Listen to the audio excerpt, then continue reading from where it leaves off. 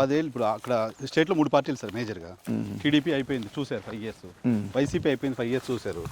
సరే ఇద్దరు ఏం చేశారు అనేది పక్కన పెడితే స్పెషల్ స్టేటస్ ప్రామిస్ చేసింది కూడా తేలేకపోయారు. మేము ఇస్తామని Congress state party central party చెప్తే కూడా ఎందుకు నమ్మట్లేదు అనుకుంటున్నారు జనం? ఇంకా కోపం ఉంది కదా, కోపం ఉంది కదా, కోపం ఉంది వాళ్ళకు. ఇంకా శిక్ష వాళ్ళు వేసినటువంటి శిక్ష ఇంకా సరిపోలేదు అనుకుంటున్నారు వాళ్ళు.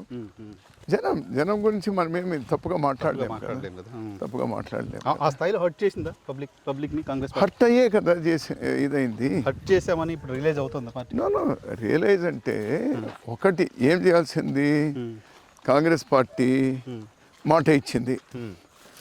2004లో ఎలక్షన్ మేనిఫెస్టోలో కాంగ్రెస్ పార్టీ పెట్టింది యూపీఏ కామన్ మినిమం ఇస్తామని. అటు యూపీఏ దీనిలో కామన్ మినిమం దీనిలో పెట్టారు. ప్రణబ్ ముఖర్జీ కమిటీ వేస్తారు దానికోసము, ఇక్కడ రోషే గారు కమిటీ వేస్తారు, అసెంబ్లీలో తీర్మానం చేస్తాము, అన్ని పార్టీలు ఒప్పుకున్నాయి ఇవన్నీ జరగాలి అనేటువంటిది.